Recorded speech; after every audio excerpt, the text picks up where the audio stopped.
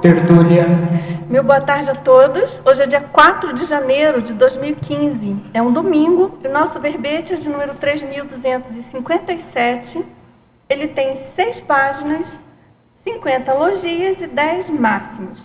O tema de hoje a ser debatido é Ressoma na Trifron, da especialidade ressomatologia.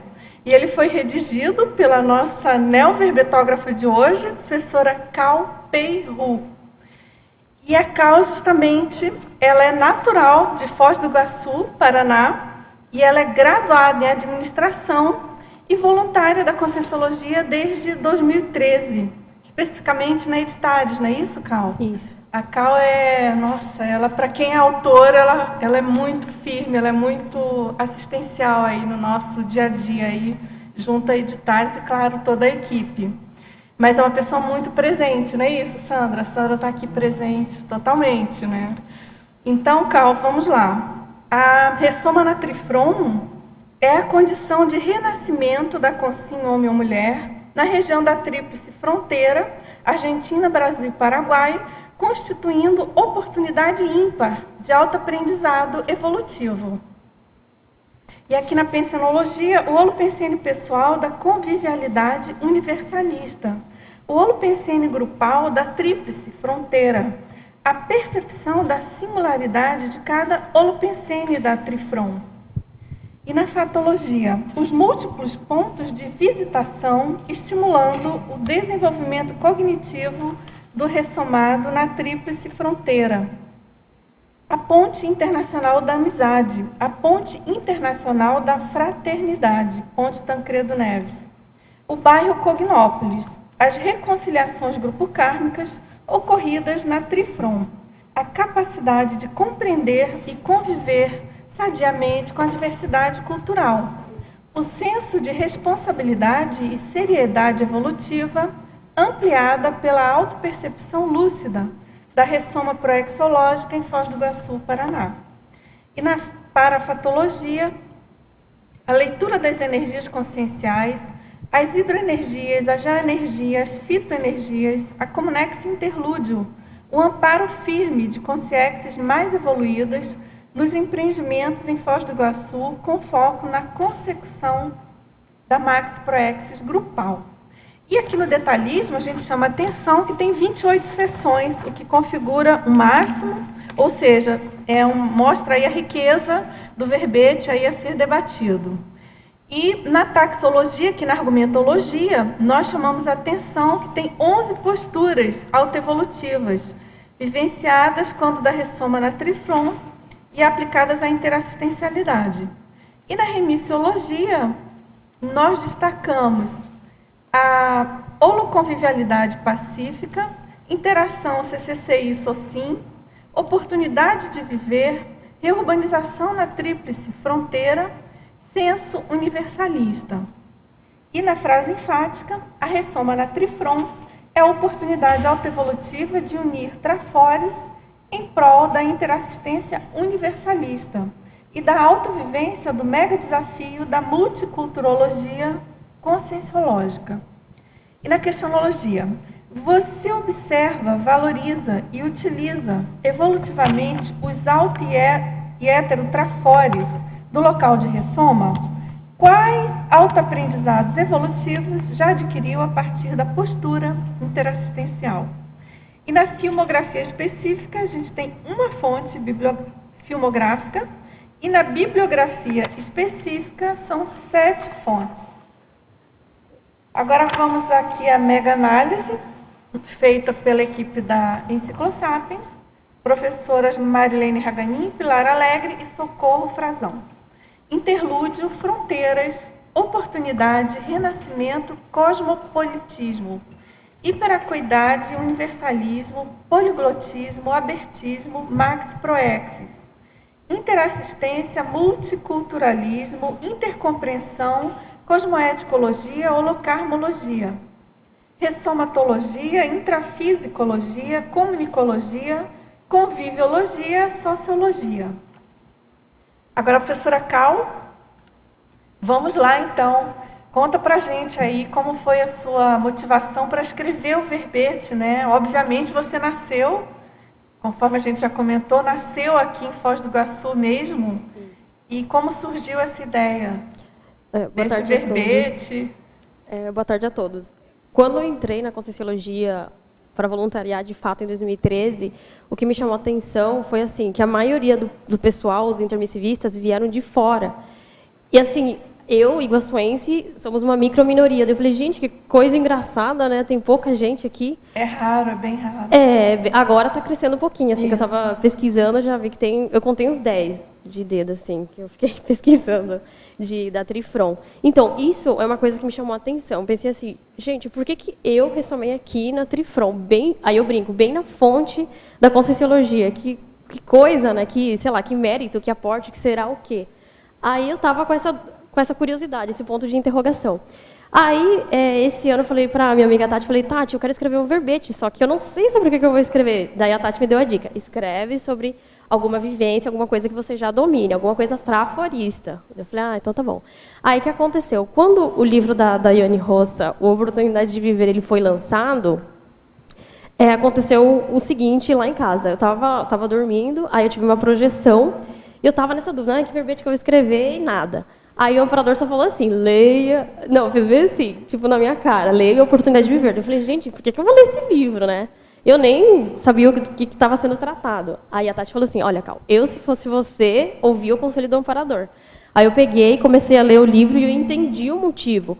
Porque assim, eu tinha muitas dúvidas sobre a minha ressoma, sobre o que é ressomar. Tipo assim, você é intermissivista, está lá no curso intermissivo, aí você vem, o que você tem que fazer aqui? Aí o livro da Daiane, ele conta tudo, do início, desde que você está lá no curso intermissivo até quando você ressoma, o que você tem que fazer aqui e quando a sua preparação para a dessoma. Eu achei super didático e muito legal. Então, na realidade, assim, foram vários pontos sincrônicos e conversando com a Tati que eu consegui chegar nesse tema. Aí é por isso que eu comecei a escrever sobre a ressoma na Trifron. E também, assim, eu fiquei pensando, gente, eu nasci aqui, eu posso pegar alguma coisa e eu posso ensinar, eu posso, das minhas vivências, o que eu já consigo interassistir, o que eu posso fazer com essa vivência de 25 anos. Então, eu escrevi o Ressoma na Trifron. Agora, Cal, você, pelo seu nome, né, sua família é de origem chinesa, é isso? Mais ou menos. Mais ou menos? Isso. Então, conta pra gente esse mais ou menos, esclareça. Isso, é que assim, ó, meu pai, na realidade não é chinês, meu pai é taiwanês, meu avô que é chinês. E o meu nome é de origem mandarim. E Cal é sobrenome, Peiru é o nome. Sim, só que invertido. Isso, é invertido. Só que assim, eu me identifico como Cal. Eu gosto de Cal. Se alguém me chamar de Pei, que também me chamam, ou de Peiru, eu acho meio estranho. Eu gosto mais de Cal. E a minha mãe é paraguaia. E eu nasci em Foz do Iguaçu, então é tudo misturado. Ah, muito bom. Muito e bom. o meu duplista é argentino. Ah, claro. Tinha que combinar com o seu universalismo, tá tudo certo. Então, vamos lá, Cal. Na fatologia, na página 13, final da quinta linha. Você poderia falar sobre os saltos Del Monte, Ah, tá. desconhecidos da maioria dos turistas que vão a Foz visitar as cataratas do Iguaçu? Sim. Saltos del Mondaú, tipo, eu brinco que é uma mini cataratas. Ela fica lá em Presidente Franco, que é uma cidade que está do lado de Cidade del Leste, e é a 10 minutos da casa da minha mãe, que mora lá no Paraguai. Assim, o lugar é maravilhoso e tem assim, uma parte turística, dá para você ir lá e visitar. Só que assim, tem que ir com um grupo, porque não é... Eu não sei se hoje assim ele está muito seguro. Na época que eu fui era mais ou menos meio que abandonado. Mas de uns tempos para cá que eu dei uma olhada, estava bem melhor. E ele fica lá são quedas, sabe, quedas de água parecidas com as cataratas. E assim, realmente quase ninguém conhece. Está meio escondido lá no Paraguai, mas é bem legal. Agora na fatologia também, na página 14, na segunda linha. Ele pergunta qual a visão atual dos iguaçuenses sobre a comunidade conscienciológica cosmoética internacional. E também ele pergunta como foi a reação de surpresa dentro da CCCI ao saber da existência real de intermissivistas iguaçuenses. Então, assim, eu não sei se é a visão atual dos iguaçuenses, mas o que eu ouvi geralmente quando eu assim, eu ando aqui em Foz do Iguaçu, eu não falo que eu sou da Conscienciologia, eu fico na minha, vou vivendo. Aí sempre você escuta algum comentário, sabe? Por exemplo, uma vez já me falaram que aqui era macumba de rico, aí eu achei engraçado. Aí outra vez também falaram que aqui mexia com fantasma, com coisas assim, misteriosas, que o negócio era não chegar perto, ET, que não pode chegar aqui perto. E também teve uma que de uma contabilidade, que eu não vou citar o nome, que a pessoa falou assim, não, mas vocês são ricos, né? Aí eu olhei para ela e falei assim, mas por quê? Não, porque vocês constroem condomínio à torta e à direita, né? Que já vão dominar Foz do Iguaçu. Eu falei, pois é, né? Interessante. Tá, essa visão que eu vi, assim, do povo de Foz do Iguaçu, parece que há um receio, sabe, de chegar até a Conscienciologia. As pessoas de Foz parece que são meio que temerosas, assim, é muito engraçado. E a reação de surpresa dentro da CCCI ao saber da existência real de intermissivistas iguaçuenses é o seguinte, quando eu vim aqui voluntariar na CCCI em 2013, e quando me perguntavam, nossa, esse nome é diferente, de onde que você é? Aí eu falava, eu sou de Foz do Iguaçu. Aí as pessoas da CCCI de fora, tipo São Paulo, Salvador, que vinham para cá, eles falavam, nossa, mas vocês existem? Existem intermissivistas em Foz? Como assim? Daí eu cri-cri, né? Como assim que não existe? Então, sabe, na realidade eu me sentia como se fosse, sabe o Avatar, aquele bicho azul do filme, tipo assim, os ETs, a microminoria? Então, eu quis colocar isso, porque eu não acho que seja muito diferente existir intermissivistas em Foz. Só não é tão comum assim, mas a gente existe. E como existe, né, Cal? Fala que você é a vanguarda da CCCI, porque já nasceu aqui com tudo planejado, já a Cognópolis instalada, direto, alto nível. Agora, Cal, em pensenologia, na quarta linha, o que caracteriza os demopensenes? Ai, gente. Ai, Dulce, você vai ter que me ajudar, não estou lembrando. O que são os... de demografia, demografia de pessoas. De todos, das pessoas em geral. Isso, as pessoas. Essa coisa universalista, né? Lembrou? Isso, estou lembrando. É porque, em função da característica da cidade mesmo, você coloca no verbete todo, né, Cal? Exatamente, porque eu fiz uma pesquisa atualmente, tem 81 etnias. 81 já? Já, 81. Só que o que acontece, que eu estava lendo nessa pesquisa, porém, já diminuiu 20% de estrangeiros desses 81. Estava antes 75, pelo que eu olhei no verbete anterior. Mas essa informação de 2014. Era o número que a gente tinha, 70 eu pesquisei esses dias, estava 81. Interessante, isso. Muito bom. E é muito, para quem mora aqui, eu queria saber de você isso, Cal. Esse senso universalista, você desde cedo, você percebeu isso ou isso veio num crescendo? Essa noção de ter várias pessoas, de várias etnias, como é que se configura isso no crescimento, vamos dizer assim, de uma consciência ressomada, né? Uma consciência recém-ressomada? Então, para mim, já era natural, entre aspas, natural assim, porque a minha família ela já é multicultural.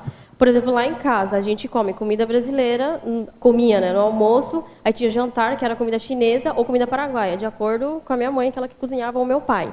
Então, assim, a gente já foi criada em diversas culturas, então não tinha como você não reparar que existiam pessoas diferentes. E quando eu estava no meu colégio, o povo também brincava, meus colegas falavam, tá, mas você é o quê? Você é brasileira? Você é paraguaia? Você é chinesa? Você é o quê? E quando eu era pequena, eu falava, gente, eu não sei o que eu sou, acho que eu sou tudo, né? Porque eu não sei. Então, eu já tenho essa vivência. Então, para mim, o diferente é o natural. Para mim, assim, se for, por exemplo, uma família só de brasileiros, só de paraguaios, eu já acho um pouco diferente. Porque eu já estou acostumada, já tenho essa experiência desde pequenininha. Então, na minha cabeça, eu já via que existiam várias pessoas de diversas culturas aqui em Foz do Iguaçu. Então, para mim, já era comum, assim. E você não tem sotaque nenhum. Né? Eu treinei. Você treinou? Treinei. Nossa, eu não percebo, né? Nenhum. É que assim, ó, Dulce, a minha língua materna é o espanhol. Assim, desde criança... É que assim, ó, eu nasci em Foz do Iguaçu, só nasci, mas eu fui criada em Cidade do Leste, Presidente Franco, até os 17. E com 18 eu vim estudar aqui para Foz. Estudar, tipo, fazer a minha formação. Mas eu fui alfabetizada aqui no Brasil. Isso significa o quê? Que eu atravessava todos os dias. Eu e minhas irmãs, a gente atravessava de van a ponte, entendeu? Então, a gente morava em Cidade do Leste, mas estudava aqui em Foz e a gente nasceu aqui em Foz.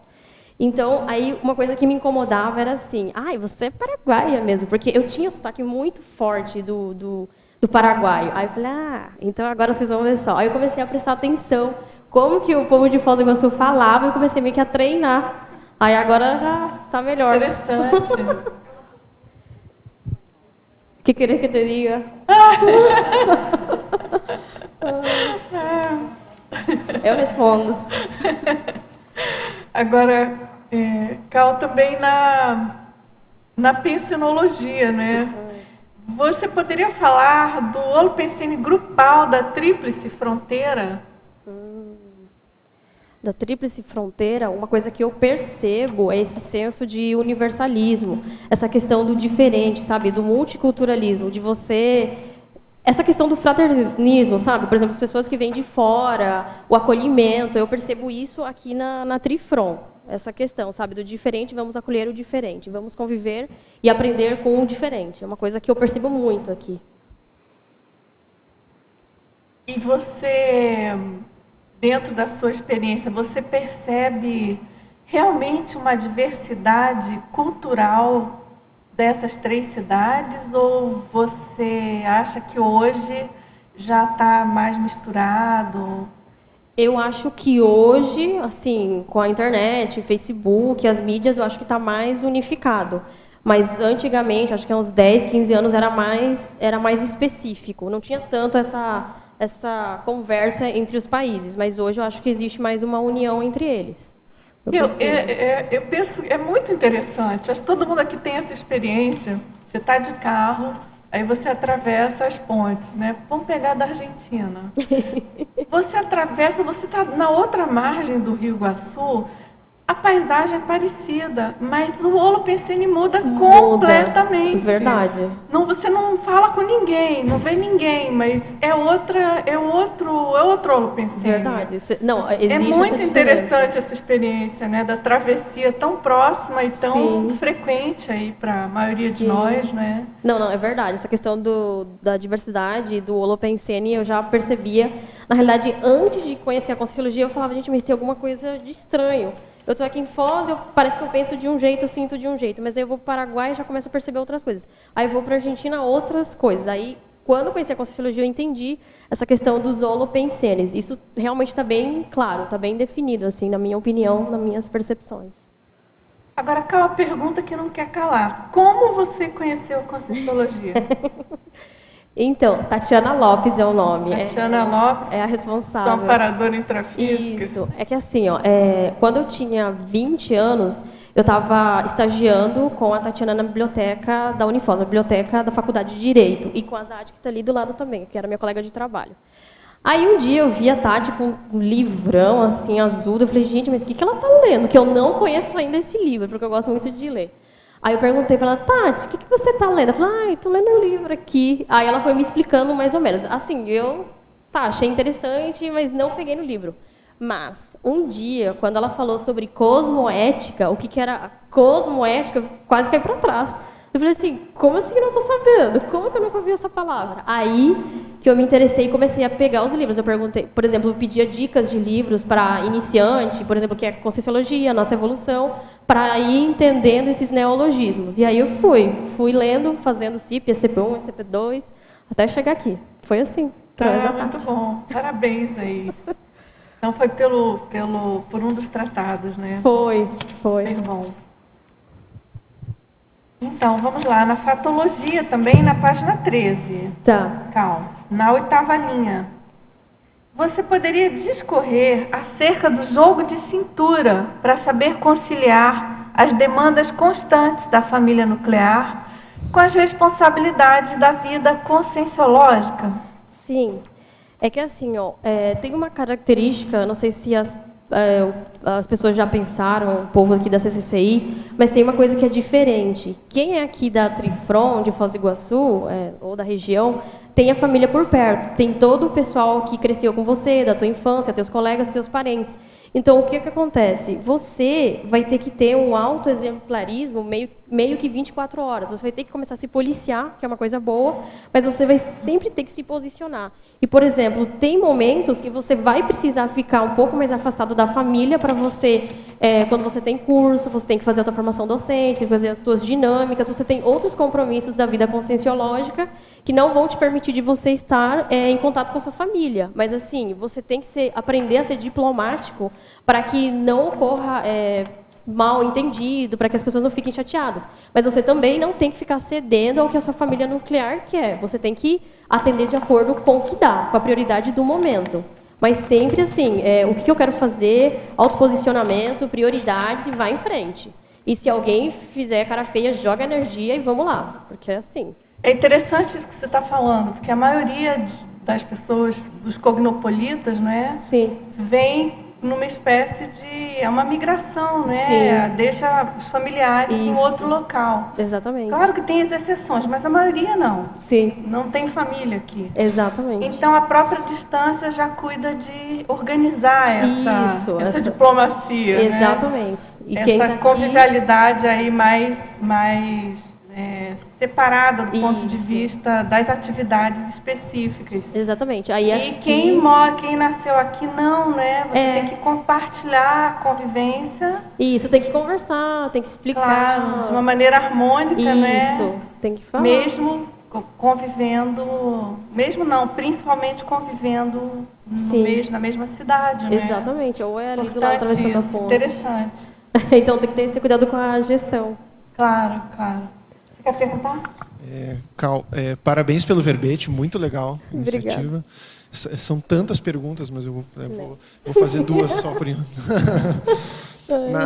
Na página 13, lá na fatologia, lá embaixo, nas duas últimas linhas, as reconciliações grupocármicas ocorridas na Trifron. Uhum. Queria que você explicasse um pouco melhor. Você acha que a Trifron é um local que, de alguma forma, predispõe a isso? Ou como que você vê isso? Sim, na realidade, eu vejo que na Trifron você tem a grande oportunidade de conhecer várias pessoas de outras etnias que foram do teu passado, que talvez foram teus credores e que você tem a chance de fazer uma reconciliação. Claro que você pode fazer em qualquer lugar do mundo, mas assim, na Trifron eu vejo que há... Eu não sei como é que eu vou te explicar, mas parece uma otimização, entendeu? Porque, por exemplo, você conhece pessoas do teu passado, que são hoje argentinos, paraguaios, árabes, sei lá, italianos, chineses, coreanos, entendeu? Então, eu acho que está mais otimizado, há uma predisposição para você fazer esses acertos aqui na Trifron, se você tiver essa autolucidez. Okay. Uma outra pergunta, assim, a gente sabe que aqui em Foz, por exemplo, a imagem para o mundo envolve as cataratas, envolve a Itaipu, que é todo um mundo de turismo de massa, assim. Sim. Só que a gente sabe que, paralelamente a isso, Foz tem toda uma história, mais de 100 anos, né, uma série de coisas, né, envolvidas na construção da cidade, né? Uhum. Como que você vê isso, assim, ter nascido aqui num local que existe uma imagem, entre aspas, né, para inglês ver, assim, que é uma coisa assim turística de massa, mas ao mesmo tempo existe uma vida normal, assim. Como que você vê isso? Ai, como que eu vejo, Ricardo? Assim, a impressão que me dá de Foz é que, assim, parece que Foz do Iguaçu quer vender, a cidade quer vender uma imagem de que somos uma cidade turística 100%, que temos estrutura 100%. Só que não é essa a realidade. A gente ainda é uma cidade, digamos que do interior, que ainda precisa de muitas coisas, precisa de estruturas para realmente atender corretamente os turistas. Essa é a impressão que me dá, que querem fazer uma imagem bonita, tipo assim, Itaipu se esforça, todo mundo, a prefeitura se esforça para fazer um negócio, show de bola, só que não é tão assim. Tem que cuidar de outros pontos também. Por exemplo, a questão dos ônibus é uma coisa precária. Assim, não tem ônibus suficiente. Aqui mesmo para vir para Cognópolis, não tem domingo, tem de 45 minutos em 45 minutos. E como que você quer fazer assim o turismo? Não dá, né? E ainda a questão do Porto Seco, que eu não sei em que pé que está, que querem colocar aqui também, não tem muita lógica. Então, eu acho assim que a cidade precisa ser mais bem planejada. E não só focar no marketing, sabe, do bonito, para inglês ver, como você disse. Ok, obrigado. De nada. Alguém quer perguntar? Agora, na paradoxologia. Sim. Página 15, primeira e terceira linha. Você poderia expandir o paradoxo de ressomar na Trifron e ainda manter atitudes xenofóbicas? Sim. Isso eu percebi, eu vou falar assim da minha vivência. Lá, infelizmente, Quando você vai para Porto Iguaçu, o que acontece? Já aconteceu, acho que umas 3 vezes comigo. Eu chego lá com um grupo de amigos, com o meu duplista, a gente vai lá almoçar, comer, tomar um sorvete, alguma coisa assim. E quando a pessoa, eu já testei, quando a pessoa vê, eu não mostrei meu RG, eu só falei o espanhol assim do Paraguai, eles me atendem bem, porque eu falo espanhol, beleza, que nem os argentinos. Mas teve uma outra ocasião, não, que foi assim, eu falei espanhol, a menina me atendeu, eu comprei o sorvete, beleza. Aí depois eu virei, fui no banheiro, voltei, aí eu voltei com a Tati, aí eu falei em português com ela, a menina se irritou. Ela virou a cara, aí ela me distratou. Comigo e com a Tati. Por quê? Porque ela viu que a gente é brasileira. Aí eu não tive que mostrar o RG, não sei para quê, e ela viu.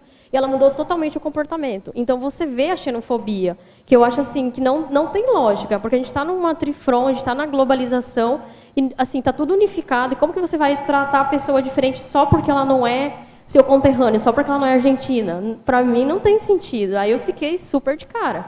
Isso já aconteceu também em outras situações. Também vou citar uma outra. Fui fazer compras com o pessoal lá do IPC, umas amigas. Aí eu estava falando em português. A gente mostrou o RG lá no Duty Free, beleza. Na Argentina? Aqui em Porto. Isso. Aí eu mostrei, quer dizer, eu não falei nada. Eu estava falando em português lá com a minha amiga. E a moça do caixa, ela começou a ser grossa. E ela queria passar a perna meio que na gente, numa promoção lá que tinha. Porque ela achou que a gente não entendia o espanhol. Só que realmente a minha amiga não estava entendendo nada. Aí eu falei assim, não. Deixa, Sônia, deixa que eu me encarrego. Aí eu peguei, fui no espanhol. Peguei e falei um monte para ela, sabe? Falei tudo. Eu falei, como que você está fazendo isso? No final, a menina ficou com vergonha e pediu desculpas. Mas eu achei incrível. Você tem que se impor, você tem que trocar o idioma, você tem que, sabe, falar dos teus direitos, porque senão o povo não te respeita. Eu acho isso incrível. Nossa, é incrível mesmo. Agora, essa questão na Argentina é nacional, né? É histórico, né? Essa rixa. Isso. Você percebe no Paraguai também ou ao contrário? Eu acho que os paraguaios são mais acolhedores. Amistosos. Tipo assim, eles querem te passar a perna nos preços, mas assim, eles são mais camaradas. Respeitosos. Isso, digamos que sim. Sim, eu acho que eles são bem menos, assim, não é porque você fala na realidade, qual que é a ideia do paraguaio comerciante? Ele quer vender. Claro. Ele quer vender e fazer o preço dele. Isso sim ele quer fazer, quer, sabe, jogar lá em cima o preço. Mas não tem essa questão assim de te maltratar, entendeu? Pelo menos eu nunca vi. Eu já morei lá, eu convivi lá, frequento, faço compras, então eu não vejo essa questão, essa incomodação. E lá em Porto, tanto é que eu já nem faço muita questão de ir lá, porque eu já sei que parece que vai acontecer alguma coisa. Mas eu tento ficar na minha. Puxa, mais uma vantagem, né, de ser trilingue, bilíngue. Isso, tem aqui, ó, eu acho que eu coloquei na fatologia. Você colocou em algum lugar. Na técnica, eu acho, tecnologia. De mudar quando é necessário. Eu faço mesmo isso. Muito bom. Isso aqui. Agora, Carl, só complementando a pergunta aqui, depois você vai. Sim. Ele também pergunta sobre o paradoxo evolutivo de conviver com a CCCI e ainda não estar preparado para vivenciar o paradigma consciencial. Sim. Isso é uma coisa, eu acho que assim, é uma coisa comum, só que talvez é uma sutileza. Talvez ninguém comente, ninguém perceba, mas o que acontece?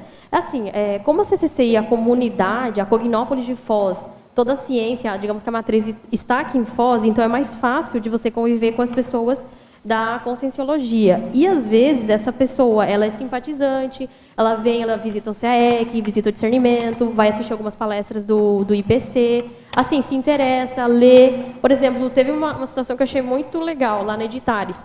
Era um rapaz que estava prestando um serviço para a gente de adesivação.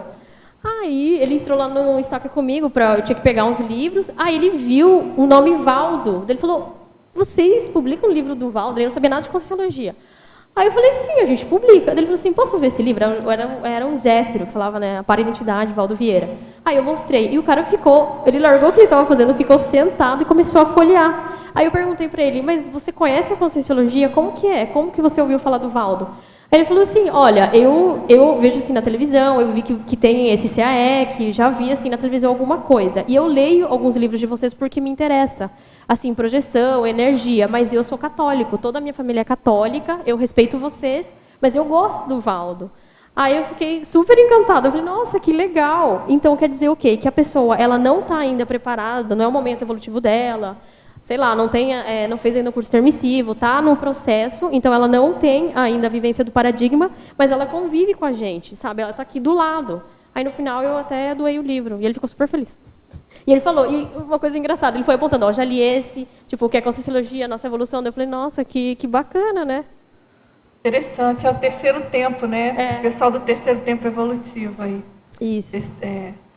E aí já está se preparando lá na próxima intermissão, fazer o curso intermissivo. Exatamente. Bacana. E eu sempre fico, assim, como eu trabalho lá na Editares, com o pessoal, assim, dos fornecedores, prestadores de serviço, eu sempre fico prestando atenção para ver se eles têm algum interesse. E uma coisa curiosa, eu até comentei com a Sandra, que eu falei, gente, mas o que está acontecendo? Quando o léxico chegou, a gente descarregou nos containers. E foi muito engraçado. Tanto o rapaz que ele alugava o container, quanto o motorista que descarregava, eles se interessaram pelo léxico. Falaram, nossa, mas o que é isso? Mas o que é léxico? Mas como que funciona? Aí eu comecei a explicar da Conscienciologia. E eu achei muito engraçado.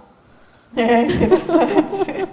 Tudo está conectado, né? Exatamente. E as pessoas, de alguma maneira, claro, não estão ali à toa fazendo aquela tarefa. Exatamente. Então, tem sempre aquele elo de possibilidade tarística, né?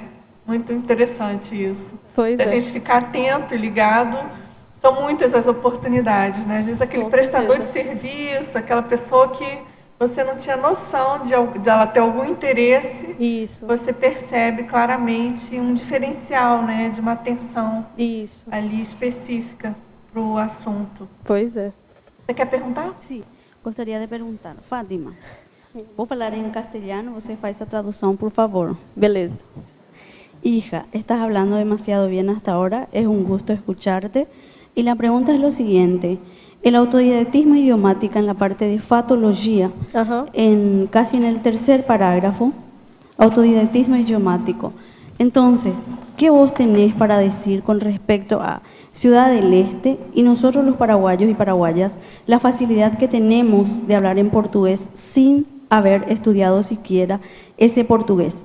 A diferencia de nosotros los paraguayos y las paraguayas que atravesamos a frontera, quer dizer, atravessamos a fronteira, venimos a fazer compra e ninguém fala com nós em castelhano, porque a nossa língua é castelhana, não uma língua espanhola.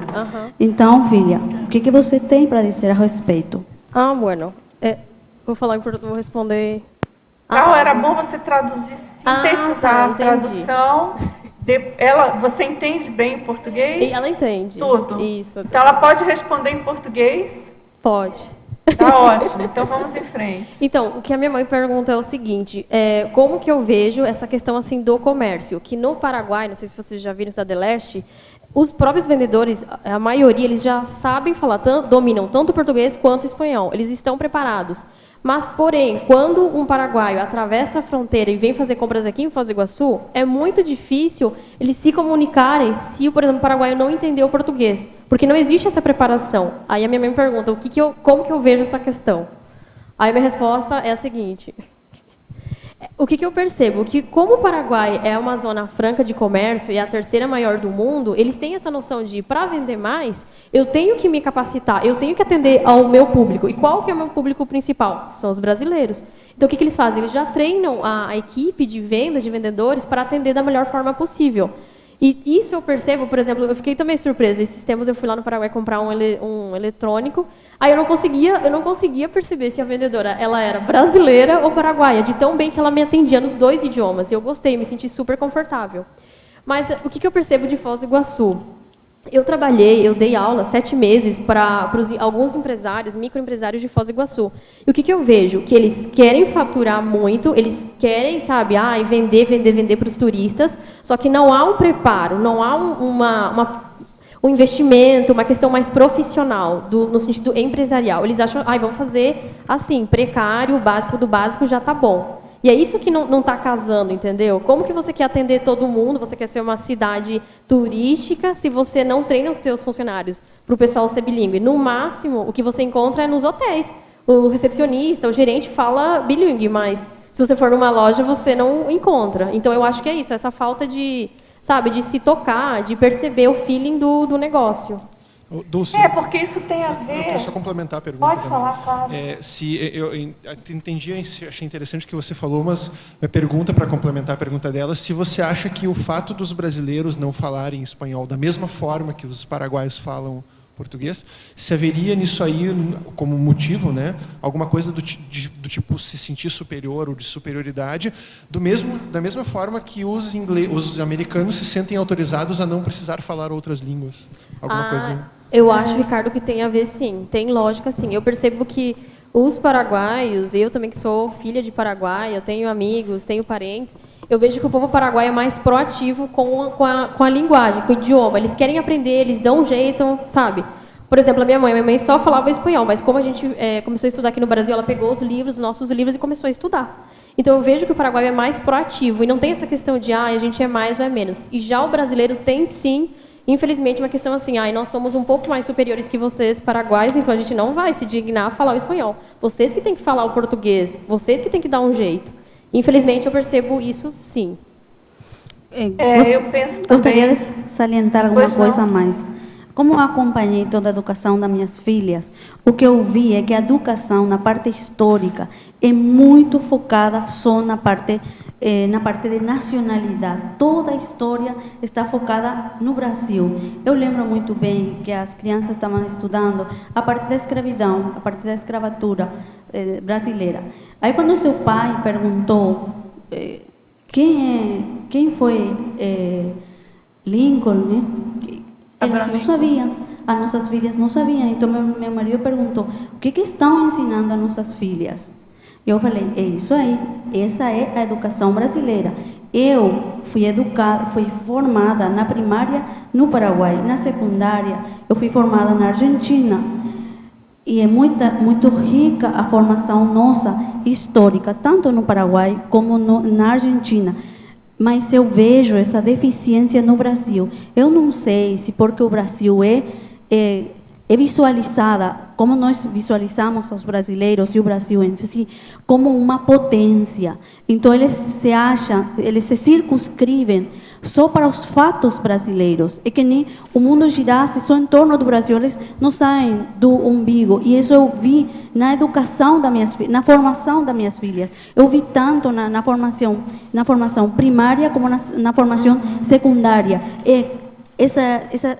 Esse círculo muito restrito da parte histórica. Não pulavam para outras coisas. Eu penso que isso se reflete claramente, por exemplo, hoje, nos dias de hoje, na mídia, né? Você liga para ver um noticiário de uma emissora brasileira. É muito interessante você perceber o mega foco das brasileiras é a questão nacional. E você, ao sintonizar numa outra emissora, é muito mais aberta, muito mais universalista. Aí eu não sei, aí talvez tenha os especialistas, aí sociólogos, antropólogos, o próprio pessoal da história. Mas eu acho que tem vários fatores, não é? De cara, a gente pode fazer uma comparação com essa questão territorial, das dimensões quase continentais do Brasil, que eu acho que já dá um certo ar de superioridade, entre aspas, né? Já complica, e aí você, por exemplo, considerando as várias regiões do Brasil, que têm características muito próprias, não é? Já tem toda uma dificuldade até de compreensão daquela região, né? Por exemplo, eu nasci na Amazônia, e por muito tempo ali era considerado, até pela própria população, como se fosse um país à parte, porque não tinha comunicação por terra, até hoje é difícil. A comunicação era só por avião. Imagina, antes de internet, não tinha televisão. Na minha infância não tinha nem televisão lá. Então, isso tudo vai gerando uma cultura eu acho que inconsciente até, de uma proteção, né? Mas, enfim, sem querer fazer alguma análise simplista, que esse assunto é muito complexo, de todo modo, eu acho muito interessante a colocação. Qual que é seu nome mesmo? Inácia? É muito interessante, eu acho que pertinente, né, na minha opinião, essa questão dessa educação mais restrita, né, sem dúvida. Você quer falar? Alô? Sem esquecer também a questão do Guarani, que, no meu caso, há um ano trabalhando aqui em Cidade do Leste, eles falam muito bem Guarani, o espanhol, e aí o português fica bem fácil para eles aprenderem. embora a minha empresa lá seja de brasileiros, eu acredito que 90% dos trabalhadores são de Cidade do Leste.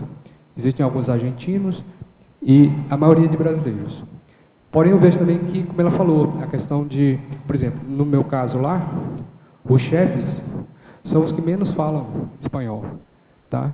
Enquanto que a grande maioria dos técnicos, todos falam o português.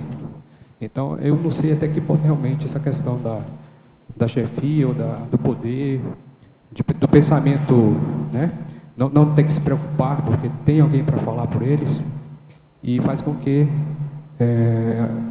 todos eles, aliás, uma grande dificuldade que eu estou tendo agora de aprender espanhol, que para esse ano não vou precisar, mas todo mundo lá fala português, é até difícil para mim entrar em contato, embora eles sejam de lá. É só para adicionar. Mas eu estava justamente salientando o autodidatismo que se dá em nós, porque a mim ninguém me ensinou português. Eu aprendi lendo português, lendo o dicionário português. Bom, quando minha filha foi no colégio, quando estudou aqui no São José, quando estava na primeira série, só as partes mais difíceis para acompanhar a tarefa dela que tinha que ficar com a professora para me ensinar. Mas o resto já vinha de um autodidatismo, de nós pegarmos o dicionário castelhano-português, buscar as palavras e expressar-se em português. Então, eu não estudei português. E muitos eu não fui a um colégio estudar o português, eu simplesmente leio. Mas do mesmo jeito, quando eu estou lendo português, eu faço a tradução direta em castelhano. Aqui eu estou lendo em português, mas minha tradução é direta, estou fazendo em castelhano. É o esforço mesmo, pessoal, né? É o foco, né? Interesse, prioridade, enfim, isso tudo. Eu tenho também uma amiga que nasceu, no caso ela nasceu no Paraguai mesmo, mas ela também, o português dela é fluente. Eu fui saber que ela era paraguaia 1 ano depois de conviver com ela. Com nós, os paraguaios, que é muito difícil ler o Guarani. Já que ele falou do idioma Guarani, que é o nosso idioma oficial, estabelecido na Constituição Nacional, e nós temos leis sobre o idioma. Eu não fui formada em Guarani, então não sei ler o Guarani. Eu só sei falar, eu ouço e posso responder em Guarani, mas ler, eu não sei ler em Guarani. São as peculiaridades aí dos países, né? Aí já é um extremo também, né? De não valorizar, que deveria ser valorizado da nação, né? Interessante. É difícil, né? É mais língua oral, falada, né? Você quer perguntar? Bete. Eu também sou de Foz do Iguaçu, então vou fazer uma pergunta para você e ver se você concorda comigo, que eu estava comentando com você antes. Eu sempre tive o conceito, sempre já imaginava o conceito de Foz do Iguaçu como uma cidade-estágio.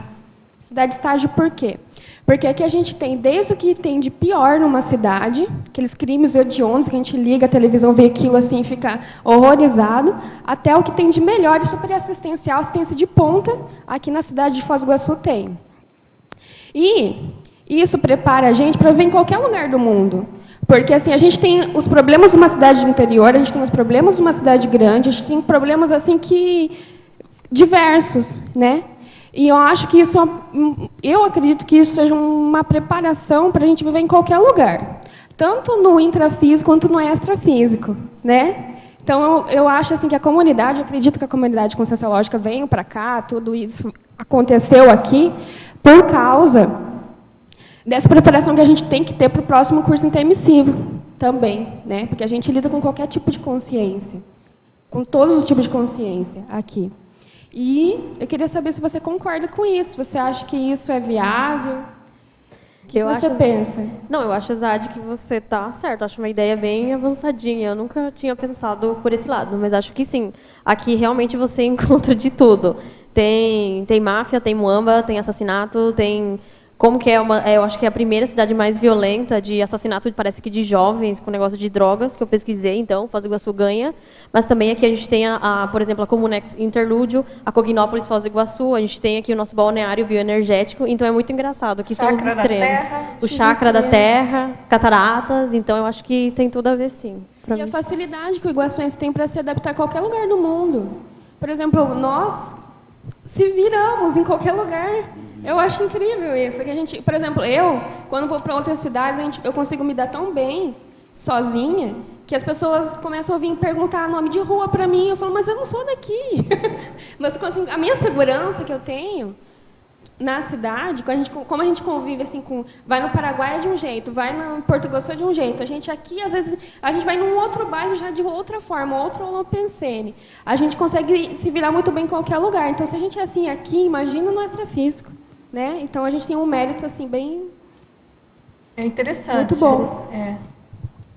Eu queria, então, aproveitar o mérito. Eu dar os parabéns para você, Cal, né? Você, com 25 anos, está aqui defendendo o verbete, ter nascido em Foz do Iguaçu, está vivendo essa oportunidade, eu vejo que é uma mega oportunidade, né? Muitas vezes, assim, se você acha que a sua ressoma aqui em Foz do Iguaçu foi planejada por causa da Cognópolis, por causa da implantação da Conscienciologia aqui, se você tem essa hipótese, e como que você vê a questão do aporte, do mérito de ter nascido aqui, na região? Então, Tati, eu acho que sim, que a minha ressoma dos intermissivistas de Foz do Iguaçu, como de qualquer intermissivista, foi feito, sim, um planejamento com evoluciólogo. Eu acho que teve mérito envolvido. E eu acho também... Assim, eu estava lendo o verbete do Loche e eu vi que realmente nascer aqui em Foz é um aporte. Por quê? Porque já está facilitado. Você não precisa fazer toda aquela mudança de vida, deixar a família vir para cá. Então, na realidade, eu até escrevi na Fatologia para tentar expressar isso, na penúltima linha da página 14 da Fatologia, que eu coloquei o senso de responsabilidade e seriedade evolutiva ampliada pela autopercepção lúcida da ressoma proexológica em Foz do Iguaçu, Paraná. Assim, sinceramente, foi agora em 2014 que eu decidi focar bastante na Proexis e pensar quais são as minhas diretrizes, o que eu vim fazer aqui, porque se eu sou da minoria de intermissivistas que está aqui em Foz, então tem alguma responsabilidade. E a impressão que me dá é que, assim, parece que eu deveria, Azad, Cleverson, o pessoal aqui de Foz, ter acessado mais cedo a Conscienciologia por algum motivo. Só que, assim, eu ainda não consegui identificar qual é a minha Proexis, mas eu estou começando a levar a minha vida com um senso de responsabilidade e de seriedade evolutiva que eu nunca tinha pensado. E até eu estou fazendo a dinâmica da Proexis, da Apex, e veio isso no meu campo, a questão da seriedade evolutiva. Veio bem assim, qual é o seu patamar hoje e o que você é, como consciência lá no extrafísico. Olha o tanto que você é e olha o que você ainda está sendo aqui no intrafísico. E isso, assim, me deixou com vergonha e agora eu estou levando bem mais a sério a questão da minha Proexis aqui em Foz. Calma. Eu estou pegando gás. Indo nesse caminho aqui. Indo por esse caminho do que você falou agora e do que você falou anteriormente sobre as situações em que você é destratada quando fala em português, mas te tratam bem quando você fala em espanhol. Sim. Eu fiquei pensando, uma reflexão, para ver o que você acha, se você seria assim, com a mãe paraguaia, um avô chinês, o pai taiwanês, se você, nascido em Foz, morou lá, enfim. Sim. Se você não seria uma infiltrada, você transita tão bem já pelas diferentes nacionalidades e diferentes idiomas, e você está aqui na região de Trifron, que, igual a Zad lembrou, que tem muitas dificuldades a gente tem, relacionada à cosmoética, que você mencionou, que foi uma palavra que te chamou a atenção quando você conheceu. Então, se você não seria uma infiltrada aqui, para começar a reurbanizar essas questões cosmoéticas do Trifron também. Enfim, uma coisa assim, questionamento, uma hipótese. Sim. Eu acho... Assim, eu não sei se eu sou uma infiltrada, mas que eu tenho a ver com a questão da falta de cosmoética que existe na Trifron, sim. Eu acho que tem a ver com o meu passado, com o Grupo Hipokarma, que eu tenho que assistir. E, assim, eu também escorrego, às vezes, na cosmoética. Eu tenho 51% que eu estava estudando. Mas eu acho que, sim, que o fato de... assim, talvez um dos objetivos de ter nascido aqui na Trifron é para ajudar na reurbanização, a Reurbin e a Reurbex do pessoal aqui da Tríplice Fronteira. E também, esse foi um dos motivos de eu escrever esse verbete, assim, para tentar ajudar o pessoal a mudar de patamar, né, Cal? Mas, Cal, olha só de você já estar escrevendo, de ter escrito, né, o verbete, de estar fazendo essa defesa, pensa que isso aqui vai estar gravado e as pessoas vão poder acessar daqui a muitos anos depois, né? Então, a repercussão disso, eu acho que já é alguma coisa assim enorme, né? De você poder ajudar. E aí essa condição do infiltrado, ela vai tomando uma outra dimensão, porque vai ficando tão explícito para todo mundo, né? Por exemplo, a pessoa se expondo aqui, na hora de defender um verbete com esse tipo de tema, a infiltração ela vai se tornando explícita, óbvia, e aí a coisa vai acontecendo no dia a dia, você não acha? Pelo seu exemplarismo, né?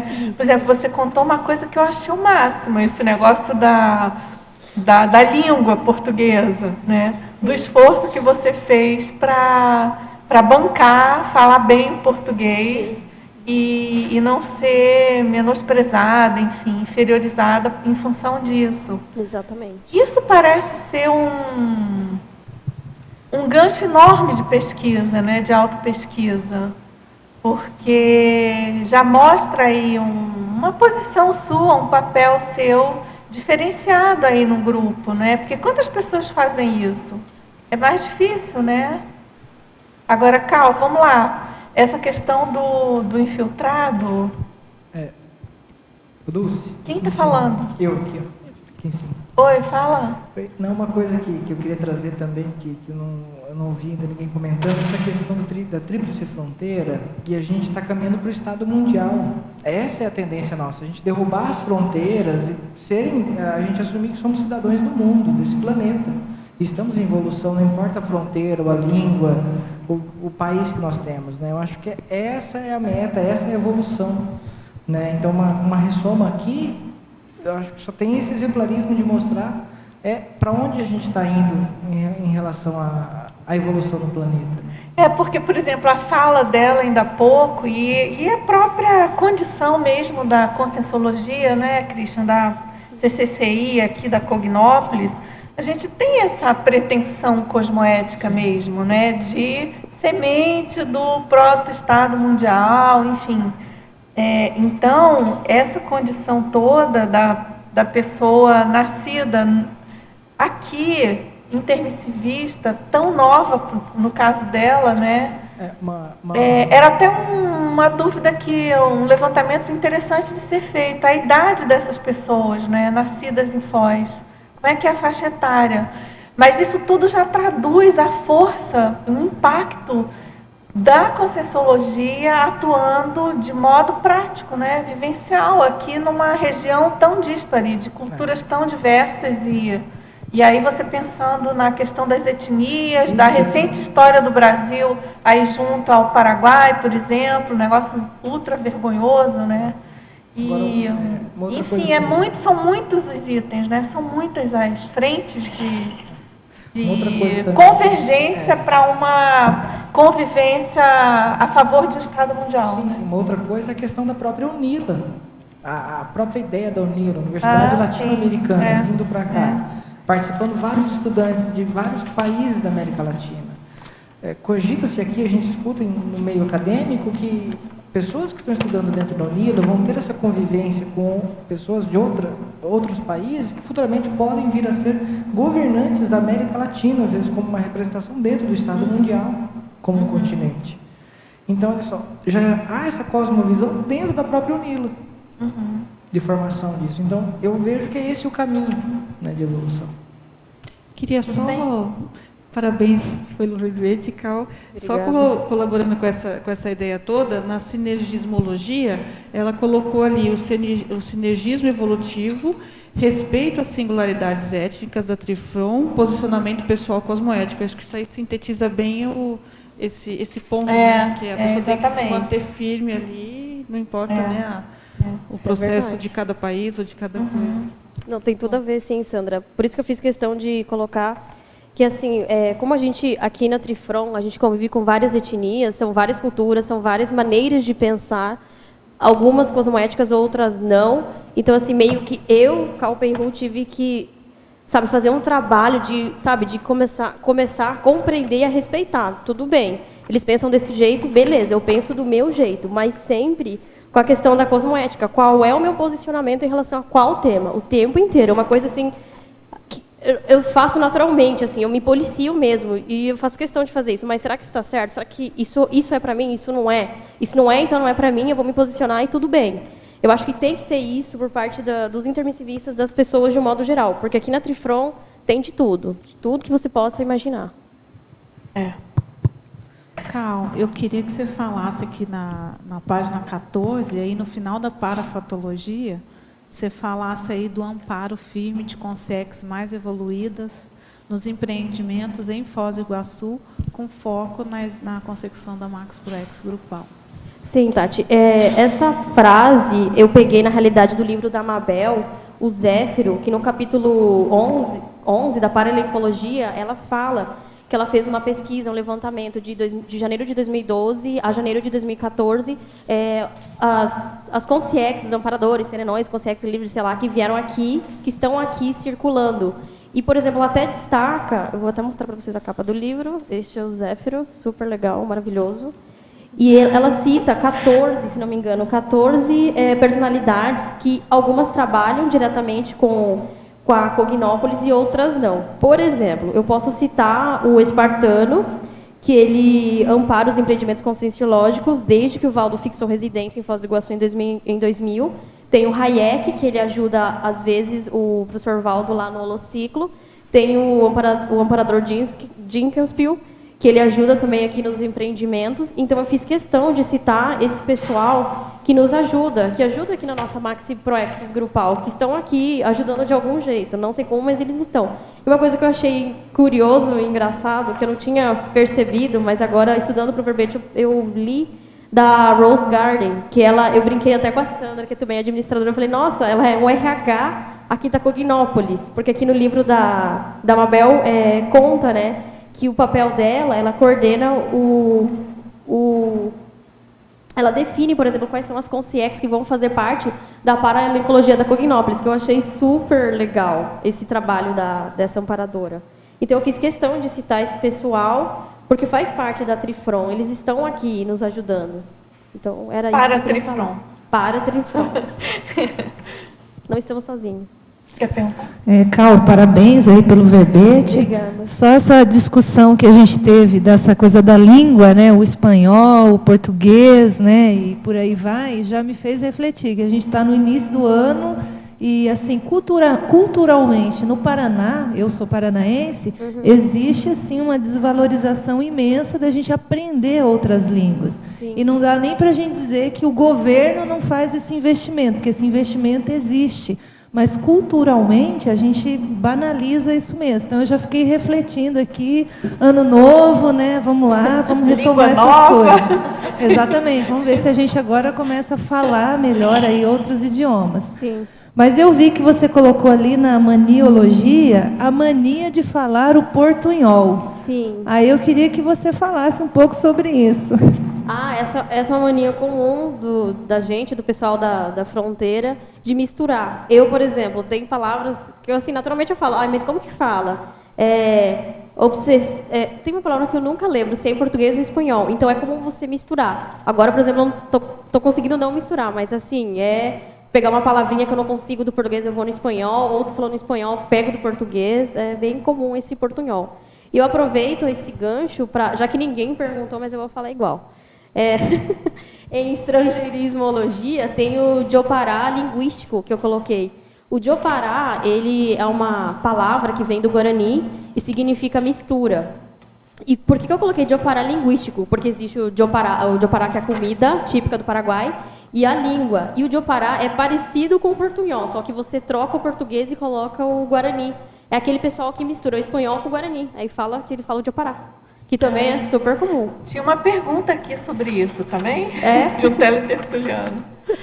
E por falar em língua, tem um teletertuliano perguntando o que significa o estênio. Ah, estenho. Estenho é a pessoa que nasce em Cidade do Leste. É o nome técnico, estenho. Que está lá em filologia. Masculinologia, exatamente. Isso. Exatamente.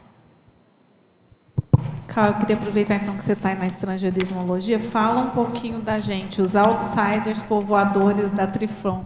Então, Tati, outsiders significam as pessoas que vêm de fora, os forasteiros.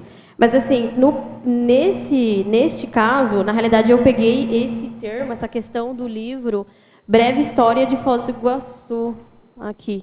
Que o autor, o Micael, ele fala dos outsiders que povoaram na década de 70 a Trifron, que foram os estrangeiros que vieram aqui fixar residência. Era nesse sentido que eu quis colocar. Mas também o pessoal que vem de fora, os migrantes. O Bertone, exatamente, uma galera veio aqui na década de 70. E aí ele cita o termo outsiders, povoadores da Trifron.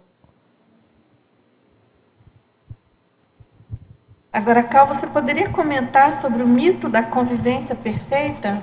Sim, é que assim, o verbete inteiro você percebe que eu foquei bastante na convivialidade sadia, ou na tentativa, da xenofilia, essas questões, do universalismo, fraternismo e diplomacia. Só que assim, eu fiz questão, quando eu achei esse mito, eu falei, não, vai cair como uma luva. Por quê?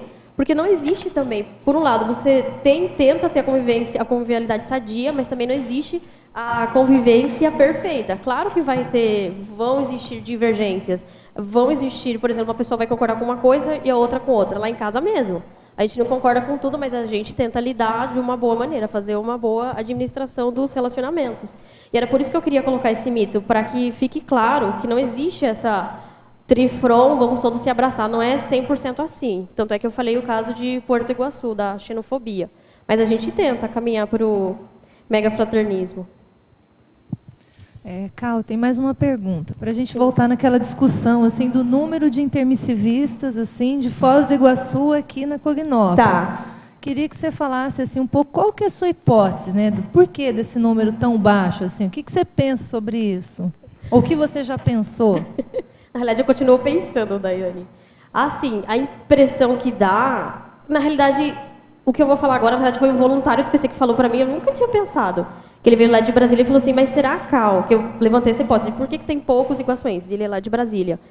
Aí ele falou assim, mas será, Cal, que quando a gente estava lá no curso intermissivo, se planejando para nascer, será que a gente não preferiu escolher as capitais, porque é maior, o negócio cognopolita, sei lá, e depois vir para cá? Aí eu falei assim, não sei. Mas, Daiane, eu não sei por que o povo não nasceu assim, aqui em Foz. Está chegando agora, mas, na Cal, realidade. olha, tem aquele critério da família, não é isso?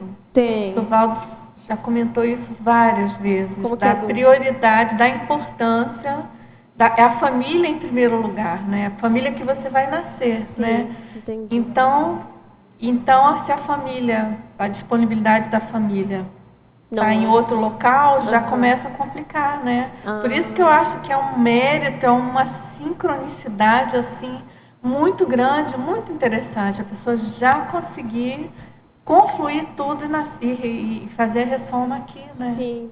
Mas também tem uma outra coisa dos que eu fiquei pensando. Agora que já tem a Comunex, a Interlúdio está aqui, a gente já está aqui na Cognópolis Foz, eu acho que vão começar a chegar mais certamente, eu concordo com você. Tanto é que eu já vi alguns assim de 14, 15 anos. Eu estou com 25, eu já vi raros são os de 35, por exemplo. 30, 35 eu já vi também, mas são bem raros. Então, essa também é a minha hipótese. E, Dulce, eu queria falar uma frase que eu vi lá no Léxico hoje de manhã, eu achei que tem tudo a ver com o meu tema, que o professor Valdo ele fala lá no Universalismo. É só uma frase que eu queria ler. A pessoa renasce em família de diferentes etnias, em vidas humanas sucessivas, a fim de caminhar abertamente para a vivência do universalismo. Eu achei super legal o que o professor Valdo falou, achei que estava bem sincrônico com o meu dentro, tema. Exatamente. Muito em cima do lance, seu verbete. Muito bom. Pegando o gancho da última pergunta, você podia aprofundar a voluntariologia e o pessoal que está chegando agora, os intermissivistas? Lá em voluntariologia? 14. Ah, tá. Eu coloquei o voluntariado nas aldeias infantis SOS Brasil. Assim, talvez vocês estejam se perguntando, até já me perguntaram, por que, assim, nos bastidores, por que eu coloquei esse voluntariado, eu citei essa ONG e não falei nada dos nossos voluntariados aqui da CCCI. Porque, assim, a minha ideia, como esse verbete, ele, não sei se vocês perceberam, ele abrange todo mundo, tanto quem é intermissivista como quem não é, eu fiz questão de colocar alguma atividade, algum projeto, alguma ONG que tenha aqui em Foz do Iguaçu ou em outras cidades. E o que eu achei é essa ONG, que ela, na realidade, essa Aldeias Infantis SOS Brasil, ela existe desde 1949, ela surgiu na Alemanha, pós-Segunda Guerra Mundial. Um senhor chamado Hermann, não sei pronunciar o sobrenome que é com G, ele ficou preocupado com a situação das crianças pós-Segunda Guerra Mundial. Então, ele decidiu, cara, vou fazer uma aldeia, eu vou ajudar, vou resgatar essas crianças e eu vou ajudar elas. Só que o que aconteceu? O negócio foi tão positivo, fez sucesso, que atualmente existem 133 lugares do mundo que têm essas aldeias. E no Brasil são 12 estados que abrangem essa ONG. Aí eu fiz uma pesquisa aqui em Foz, só para ver, né? E eu achei na internet, mas assim, gente, eu não consegui achar de quando que é esse projeto. Eu tentei procurar lá no site e ele só descreve. Tem um projeto chamado Pipas do Iguaçu, que é um projeto assim, é para ajudar na educação dessas crianças, jovens e adolescentes que estão em situação de vulnerabilidade no quesito educação, no quesito cultura. O que eles fazem? Eles fazem teatros, peças, contação de histórias, e aí eles incentivam que as crianças elas peguem suas histórias e transformem num teatro, cada um com a sua peculiaridade. E dessa maneira eles fazem uma reeducação nas crianças. E eu aproveitei e achei esse livro da Karine, que ela é aqui de Foz do Iguaçu, que ela é uma das meninas órfãs da aldeia. Ela conta um pouco a vida dela lá, e até eu descobri que tem um pessoal aqui da Conscienciologia, que é a Aline Niemeyer, que parece que ela ajuda lá, e o psicólogo Gabriel Gonçalves, que ele está lá trabalhando nesse projeto. Então, essa era a minha ideia dessa aldeia. Aí, se você quiser mais informações, eu te passo, tá? Agora, Cal, na taxologia. Sim. Universalismo. E tem 11. Sim. A oportunidade de ampliar a cosmovisão, a começar pelo próprio micro-universo consciencial. Aí ela pergunta, como é a sua experiência de vivenciar o universalismo numa região com tanta diferença cultural e étnica? Olha, o que eu posso falar para ela? Eu acho que a minha vivência é muito rica, ela é prática. E, assim, só uma questão para ajudar, o que eu achei lá no Homo Sapiens Pacíficos, só para ver se eu consigo te ajudar. É que assim, eu tenho tanto exemplo que eu não sei nem qual falar, do universalismo. O Valdo, lá no Pacíficos, ele fala do micro-universo consciencial, que a gente pode utilizar como ferramenta, como componentes positivos para impulsionar a nossa evolução pessoal, os trafores. Então, a gente pode começar a trabalhar o universalismo dentro do nosso micro-universo consciencial, através dos nossos trafores. Ver, por exemplo, assim, o que a gente tem de trafor, quais são os nossos valores, como que a gente pode ampliar esse senso de universalismo. E como é o nome dela? Como? Da teletertuliana. Ela é Diana, de Nova Friburgo.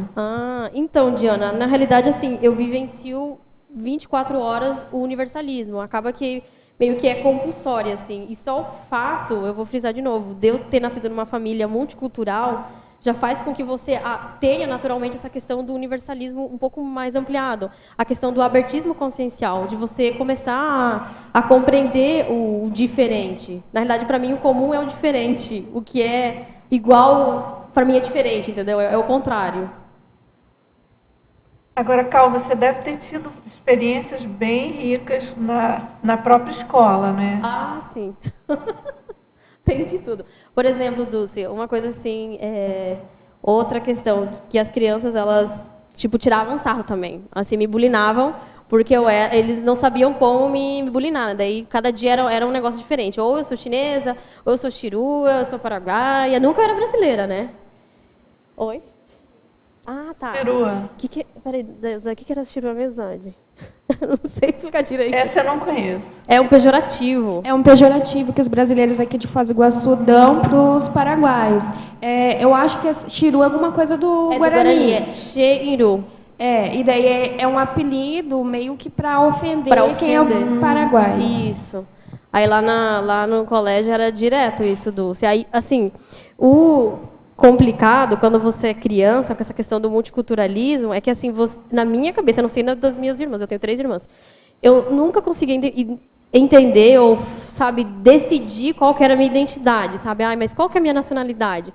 Aí eu ficava naquela minha dúvida eterna, sempre refletindo. Ai, não sei o que eu sou. Aí depois, quando eu cresci, eu falei, quer saber? Eu sou tudo. Eles que são pouca coisa. Ai, ai. Chinu.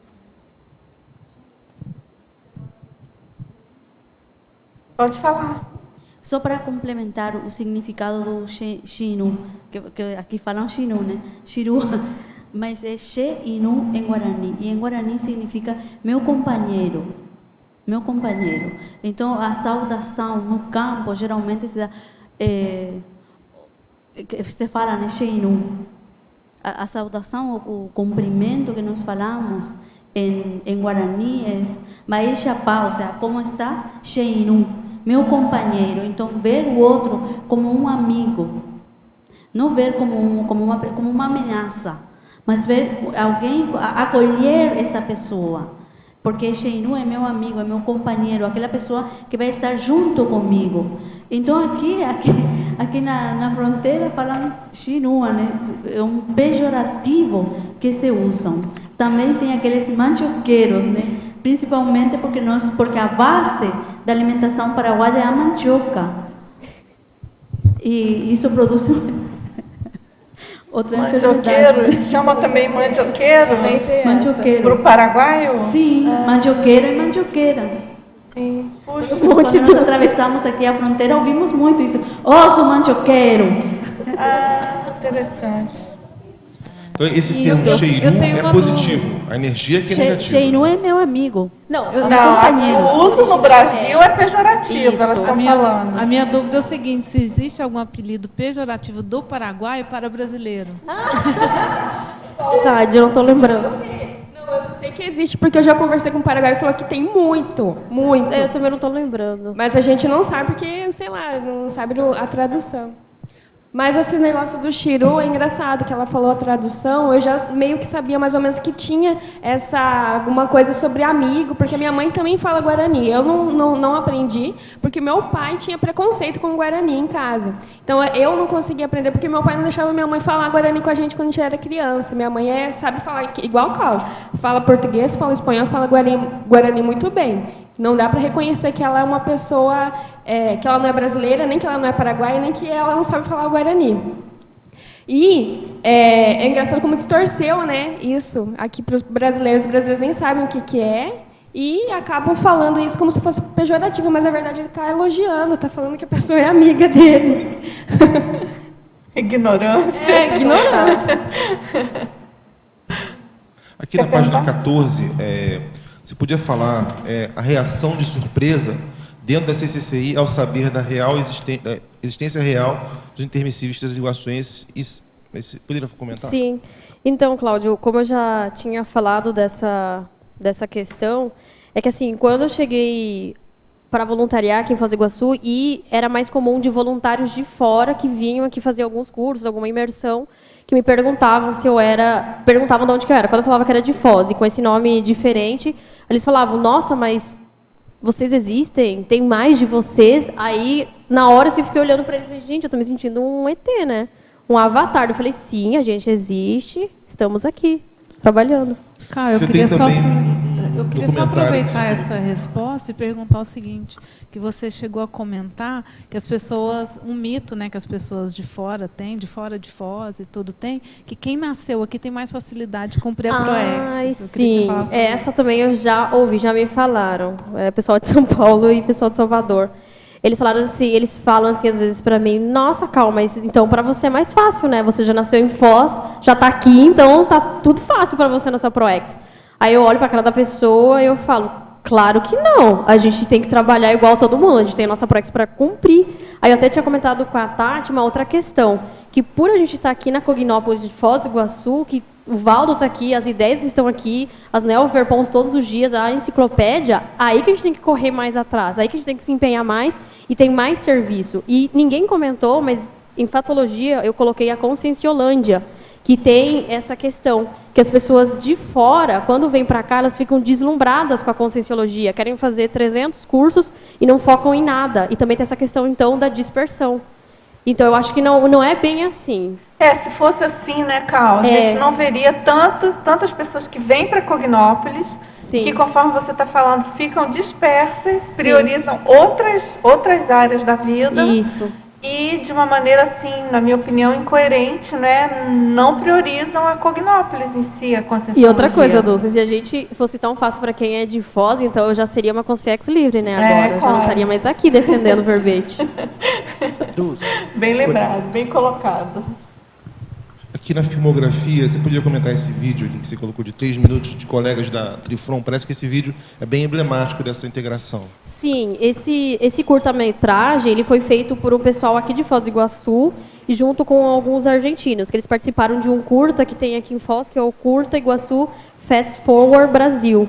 E eles ganharam em primeiro lugar. E por que eu quis colocar esse curta-metragem? Porque esse filminho, ele retrata exatamente o que eu queria colocar no verbete, que é a questão assim das várias moedas, das várias culturas que circulam, por exemplo, no mesmo dia. E o legal desse curta de 3 minutos e meio é que assim ele mostra como que você vai fazer uma compra e todas as moedas que você pode utilizar. É muito interessante esse Me Ver Arroz e Feijão. Eu até tinha colocado na fatologia essa questão tá aqui, ó. Página 14, segunda linha, a utilização de várias moedas numa mesma transação financeira, que é uma coisa muito comum aqui da região. Por exemplo, você vai lá no Dutch Free, você tem a opção de pagar em dólar, euro, peso, guarani e real, o que você quiser. Ou você vai lá no câmbio, lá no Paraguai, tem um monte de câmbio, e você vai poder trocar a moeda que você quiser. Ou você vai fazer as suas compras, você pergunta. E tem até na notinha, na fatura, a moeda para você pagar. Se vai ser dólar, guarani ou real. Então tem essa diversidade. Vários supermercados, né, lojas aceitam no Brasil as 3 moedas. Exatamente. Aqui. Oi, Cal. Oi. Muito legal o debate aqui. Eu não entendi direito essa situação que você passa. As pessoas de dentro da CCCI não entendem porque não possa haver tantos de Foz do Iguaçu, tantos intermissivistas de Foz do Iguaçu, é isso? Então, não é assim o pessoal que está morando aqui em Foz, é o pessoal de fora, tipo assim, de São Paulo, que está lá voluntariando e vem para cá, entendeu? Ou eu, quando fui para lá, também já me perguntaram. Eles parecem que não conseguem imaginar, já que todo mundo, quase todo mundo, migra da sua cidade para vir para cá, então eles acham estranho que já tenha intermissivistas que já nasceram direto, entendeu? É isso que eles não conseguem compreender. E já paradoxalmente, pelo que ele comentou, o contrário também tem, né? Tipo, não, você está aqui, então está tudo fácil para você. Isso, está tudo... Mas isso é falta de universalismo, pensar, seja de qualquer um, né? Consciência em qualquer lugar. Com certeza. Não, com certeza. Eu fiquei intrigado, porque eu falei, não, mas não pode ter isso, né? E eu fiz questão de colocar essa, só para cutucar. Legal. Eu vou perguntar agora, Cal. Oi, irmãinha. Parabéns, hein? Obrigada. Na página 14, na teoriologia, a teoria da ruptura da barragem da usina hidrelétrica de Itaipu inundar rapidamente as cidades da Trifron. Eu não conheço essa teoria. Oi? Inundar. Então, isso daí é uma lenda urbana aqui de Foz do Iguaçu. É do Holopensene de Foz acreditar que se romper a barragem da usina vai inundar e a gente vai morrer.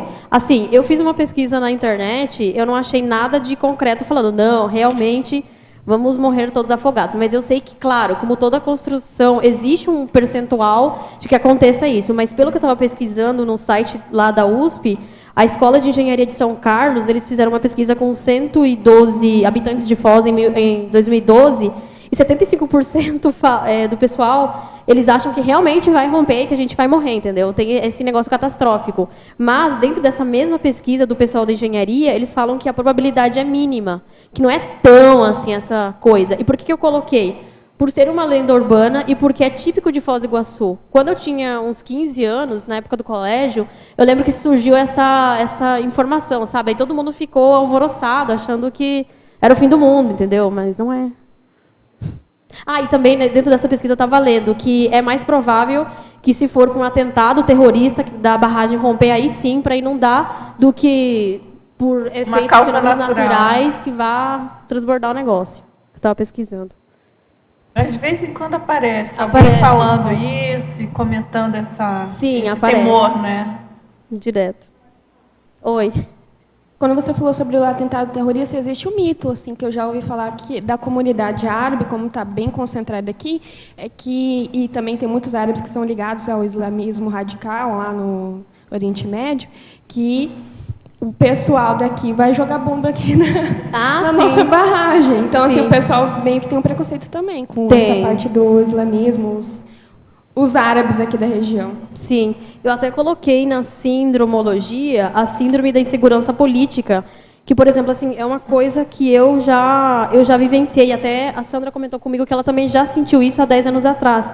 Que, por exemplo, assim, quando você vai para a Cidade Leste, por exemplo, há 10 anos atrás, eu lembro muito bem que quando caíram as torres gêmeas, o Paraguai virou uma bagunça.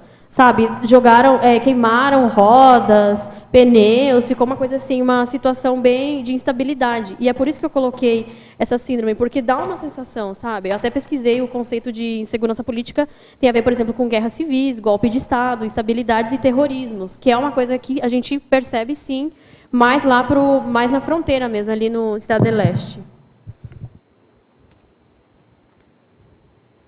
Agora, Cal, na parafatologia, na página 14, na terceira linha, você poderia abordar a Comunex interlúdio? Sim, tem um verbete, acho que é do professor Valdo, que é interlúdio, que ele fala dessa Comunex, dessa comunidade extrafísica, que ela fica localizada entre o Parque Nacional do Iguaçu, a Tríplice Fronteira e o Cone Sul. Mas, assim, o que eu não consegui descobrir, eu até estava comentando com a Tati, é que eu não sei quando que ela surgiu. Não sei se a Dulce sabe. Quando que ela foi fixada, instalada? Não, eu sei que foi depois daqui, né? Ela é bem recente. E justamente... agora a data precisa eu não sei. Agora que ela é a comunidade Comunex mais importante em termos de Reurbex. No momento né? Em função justamente desse atendimento, né, Cal? Exatamente. Aí eu fiz questão de colocar na parafatologia Comunex interlúdio, porque assim, em vários momentos, quando eu estava escrevendo o verbete, que eu estava tendo dificuldade, que o negócio travava, o negócio não ia, eu ficava pensando na Comunex, falando, gente, eu vou me conectar com essa Comunex e o negócio vai dar certo. E assim, eu consegui bastante amparo do pessoal da interlúdio, por isso que eu fiz questão de colocar. O link da interlúdio com a CCCI é muito grande. É muito gostoso. É muito interessante essa atuação, né, para-institucional e o trabalho do para-voluntariado da Interlúdio e o nosso trabalho aqui. É uma conexão muito grande. E o papel da Interlúdio é muito sério, né, Cal, nessa questão da Reurbex, de Comunex, vamos dizer assim, como o próprio nome diz, né, de intercâmbio aí, de transição para ressoma nessa condição aí de ponte, né, com o trabalho da Cognópolis. Com certeza. É bem sério, assim, é uma pesquisa bem rica para a gente fazer. Né? E tem uma relação, na minha opinião, muito séria com o seu verbete. Totalmente dentro do Holopensene, né, do seu verbete. Você quer falar, Tatiana? Cal, aqui na página 16, aí na taxologia, eu queria que você comentasse o item 5, exemplarismo. O item 5, exemplarismo. A oportunidade de interagir, às vezes sem saber, com a comunidade de intermissivistas e naturalmente perceber valores, comportamentos, hábitos mais homeostáticos e cosmoéticos e assim criar neossinapses para a próxima ressoma.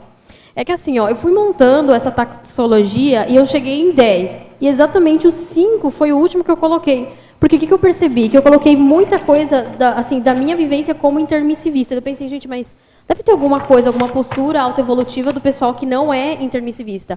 Aí eu fiz uma técnica de me colocar no lugar de um iguaçuense, um estenho, um iguaçuense lá de Porto Iguaçu, como que eles veriam essa questão autoevolutiva das posturas.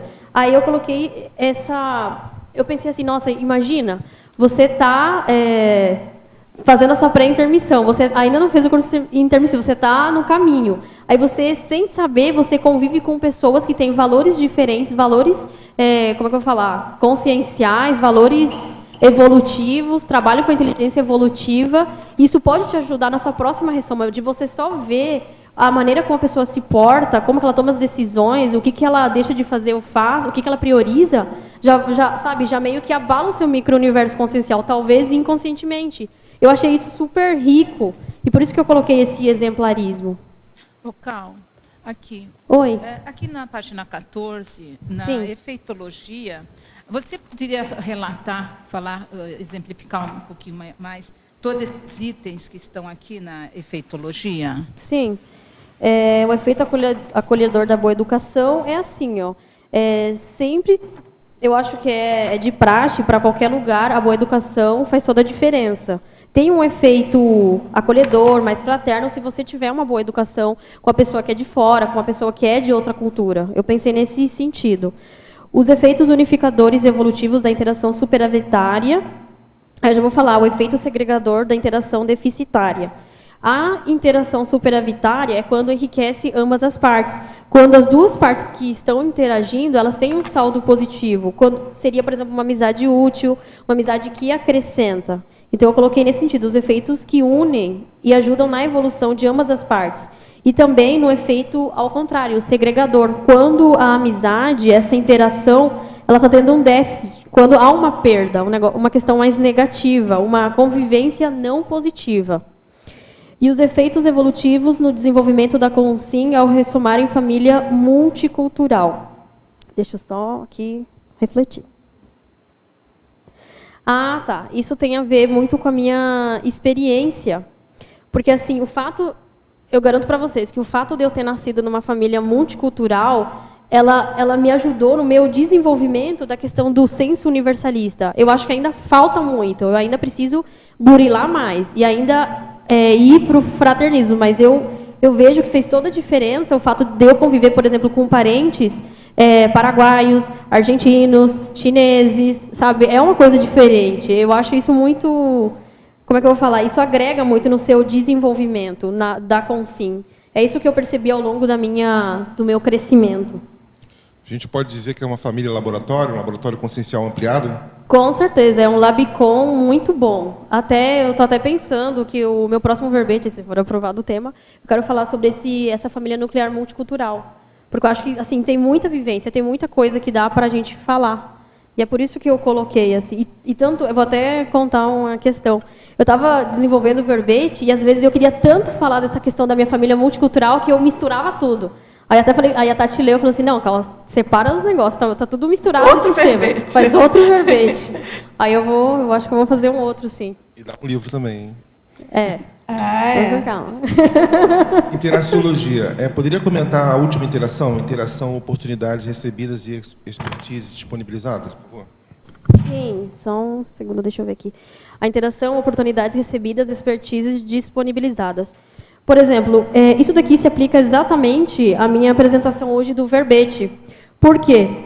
Eu recebi oportunidades, eu recebi aportes de nascer aqui na Trifron, eu conhecia a Conscienciologia, eu leio, eu pesquiso. Aí eu falei assim, cara, eu tenho que começar a colocar a mão na massa, eu tenho que...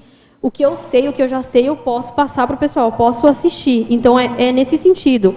O que eu recebi, as oportunidades que eu recebi ao longo da minha vida, os aportes que eu recebi, e as expertises, as minhas experiências que eu posso disponibilizar para o outro, para o pessoal. É nesse sentido, Cláudio.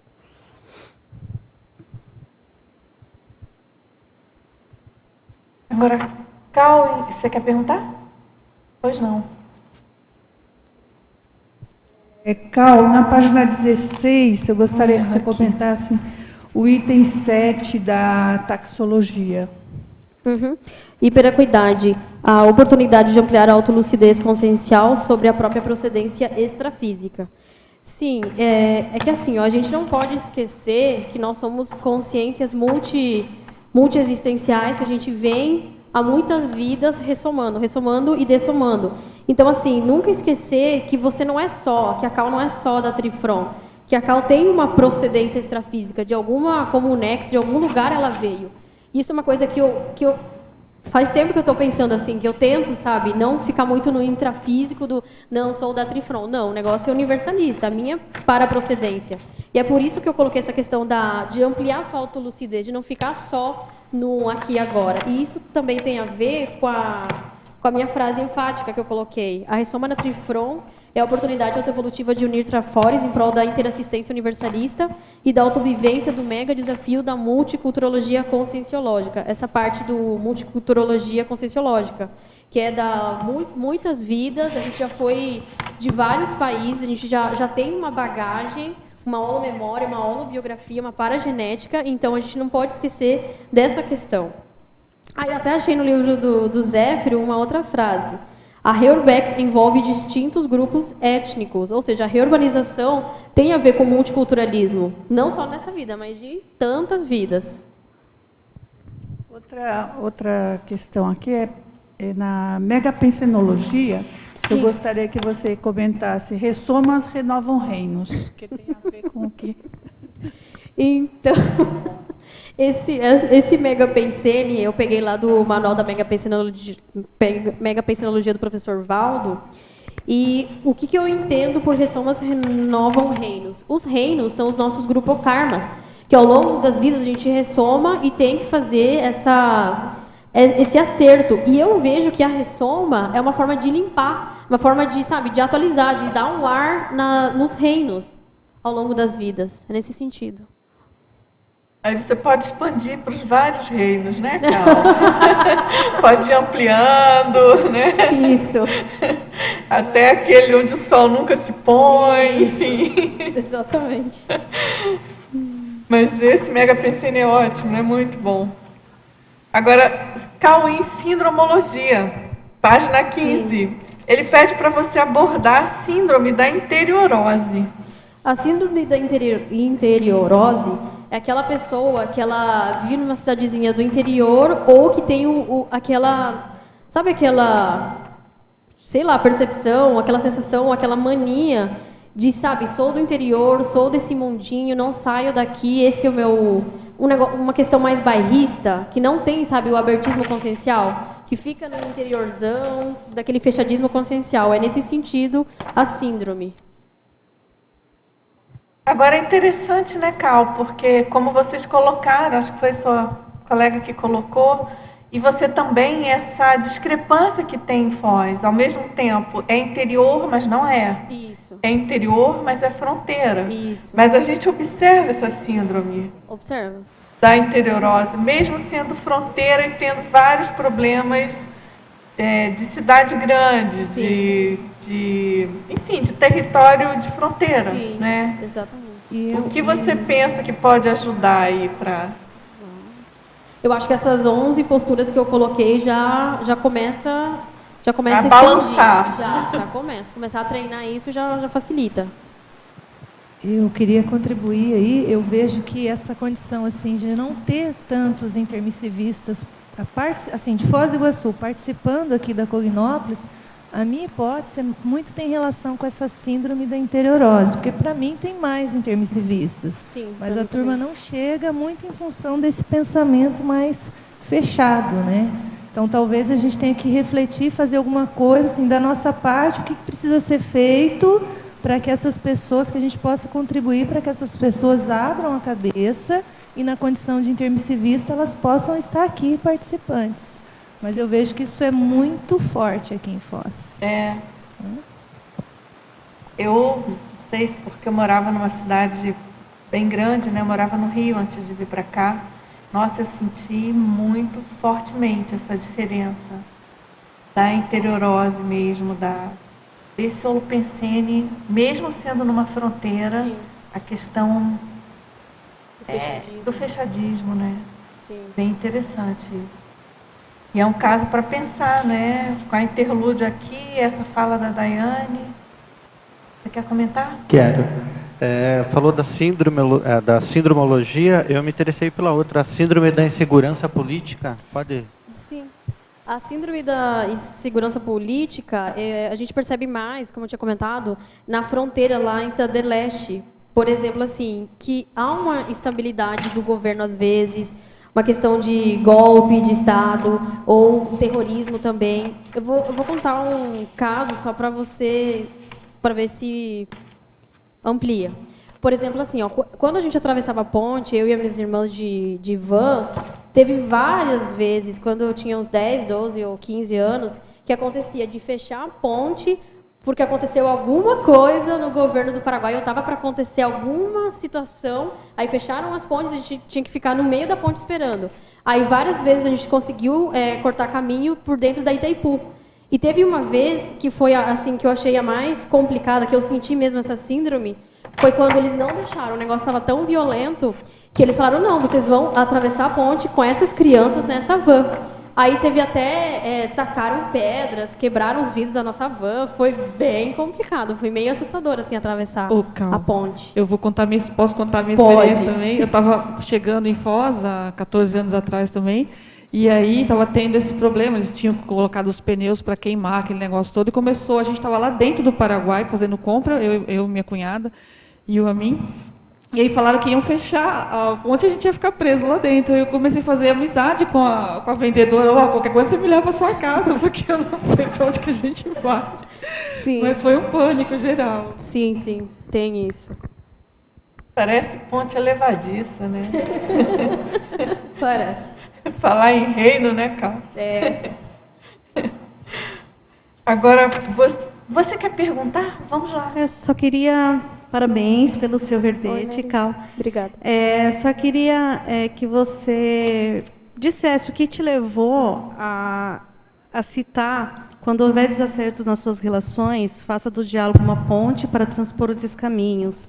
O que te levou a usar essa citação? Sim, eu achei esse autor, esse escritor baiano, Inácio Dantas, e eu achei que tinha tudo a ver, porque assim, eu acho que quando há um conflito, eu acredito que a melhor ferramenta seja o diálogo, sabe? Segurar a onda, segurar o assédio, fazer um EV e tentar ouvir a outra pessoa, tentar compreender o que ela está pensando, o que ela está sentindo. E eu acho que essa citação veio a calhar com o meu verbete, porque eu queria deixar isso claro, essa mensagem, sabe? Por exemplo, essa parte aqui, ó, entenda que ceder não é fraquejar e agredir não é fortalecer-se. A tolerância mútua é o princípio que norteia a boa convivência. Eu acho que mais que a tolerância, eu acho que a compreensão, sabe, o respeito ao outro já ajuda nessa interação na Trifron. E eu confesso que eu me identifiquei nessa parte que eu acabei de ler do ceder não é fraquejar e agredir não é fortalecer-se. Porque existem situações que a gente acha que agredindo o outro, fazendo o outro de menos, que tá tudo bem, eu me fortaleço. Mas isso não é assistencial. Por isso que eu fiz questão de colocar essa citação. Cal, essa sensação do multiculturalismo que a gente tem aqui em Foz, do lado brasileiro, você considera que é igual, maior ou menor na visão de um paraguaio? O multiculturalismo? Isso.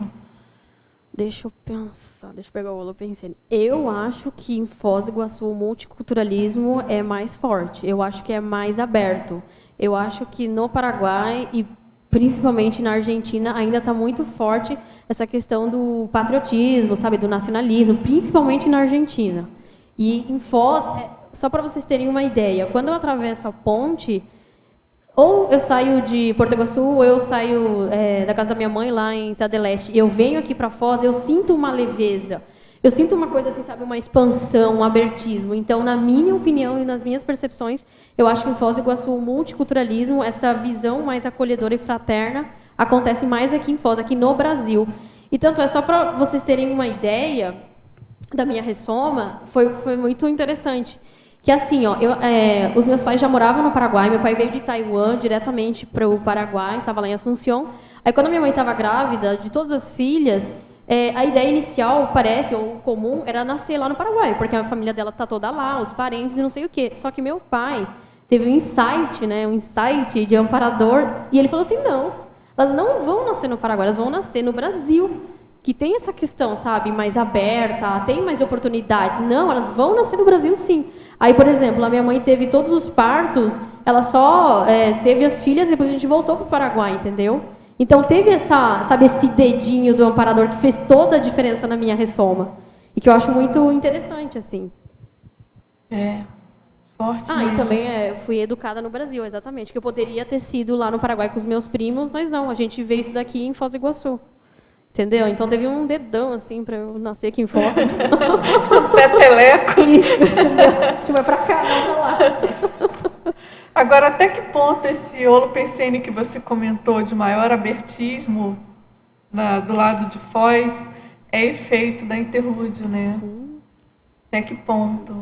Eu acho que Ou total. até que ponto é realmente a mentalidade brasileira? Para a gente pensar, né? Agora, Cal, na legislogia, página 15, primeira linha. Você poderia comentar as leis aplicadas ao Mercosul? Sim, eu coloquei essas leis, assim, de modo geral, essas leis aplicadas ao Mercosul, só para comentar, né, que existem leis, existe um tratado de Mercosul que meio que abraça os países. Assim, eu não pesquisei profundamente o tratado, mas, por exemplo, uma coisa que eu vejo, que eu vivenciei, é o seguinte: quando você você vai viajar lá para a Argentina por dentro, se você tem um RG, o RG brasileiro, ou o documento paraguaio, por exemplo, você acessa tranquilamente. Eles pegam teus dados e você recebe um carimbo do Mercosul, e você tem direito a ficar 90 dias sem justificar nada. Você não precisa justificar nada. Mas eu vi, por exemplo, quando eu estava formando a fila para viajar, que, por exemplo, um estrangeiro, pessoal da Europa, não, tinha que pegar o passaporte, tinha que explicar o que ia fazer e falar quando que ia voltar. É todo um trâmite mais complicado, entendeu? Então, eu acho que há uma facilidade por causa desse tratado do Mercosul. E também, por exemplo, estudantes, por exemplo, meu duplista, que ele veio da Argentina e foi fazer o pedido para morar aqui no Brasil, foi muito mais fácil para ele, por ele ser do Mercosul. E também, lembrando que a Argentina tem um outro tratado, como se diz, uma parceria com o Brasil, que facilitou mais ainda para ele fazer toda a tramitação dos documentos, que já, por exemplo, o Paraguai seria um pouco mais complicado. Então, eu coloquei nesse sentido. A gente observa assim, algumas leis assim, mais específicas, né? Por exemplo, essa questão da identidade. Sim. Que agora, de um tempo para cá, a gente já pode passar até com a carteira de motorista, né? Sim. E, então, essas alterações, né? A questão do combustível, lembra? Isso. Teve uma época que podia abastecer, a gente podia abastecer normalmente com o preço da Argentina. Aí surgiu uma lei proibindo o abastecimento no valor para os argentinos, né? Sim. Então, tem toda uma estrutura aí subterrânea alimentando aí as possibilidades legais ou não nessa região. Sim. Então, deixa eu fazer aqui na página 15, na paradoxologia, sim, esse último paradoxo aqui, o paradoxo evolutivo de conviver com a CCI e ainda não estar preparado para vivenciar o paradigma consciencial. Ampliar um pouquinho mais. Sim, esse paradoxo, ele acontece e é normal. Por exemplo, é quando uma pessoa ela está aqui convivendo com o pessoal da CCCI, aqui na Cognópolis Foz, ela lê, ela visita o CIEC, tem amigos, pega um livro, assiste uma palestra, faz um curso de entrada ou não, faz um complementário, mas mesmo assim, mesmo ela tendo essas informações, ela ainda não se sente, talvez com autoconfiança, ou ainda não esteja preparada evolutivamente para poder conviver de fato e trabalhar, voluntariar, arregaçar as mangas aqui na CCCI. Por causa do paradigma consciencial, entendeu? Ainda não sei se não ficou claro, não internalizou, não é momento evolutivo, mas é tranquilo aqui, aberto. Agora, Cal, na questionologia. Sim. Página 17. Você poderia comentar a primeira parte da questionologia? Você observa, valoriza e utiliza evolutivamente os auto e heterotrafores do local de ressoma? Sim, é uma reflexão para os leitores, os tertulianos e teletertulianos, se eles já pararam para pensar, primeiro, nos seus trafores, o que você já tem da sua bagagem, e se você já conseguiu unir, fazer o sinergismo com os trafores do seu local de ressoma, da sua cidade. O que você já viu de bom, de trafores evolutivos que você pode aplicar? Por exemplo, aqui na Trifron, aqui em Foz do Iguaçu, Zé Leste e Porto Iguaçu, a questão do universalismo, a questão de você conviver com o diferente, das multiculturas. Eu acho que se você pegar isso e souber valorizar, estudar e aplicar, você consegue fazer a autoassistência e a interassistência. É nesse sentido, é para cada um refletir o seu local de ressoma, como que está. E assim, e não ficar reclamando, porque eu nasci lá no fim do mundo. Eu acho que não, acho que você pode aproveitar de qualquer lugar que você nasceu, aproveitar o melhor que ele tiver. Claro. Agora, Cal, você podia falar aqui da mitologia? Sim. As desmistificações oriundas da interatividade, CCCI, SOCIM?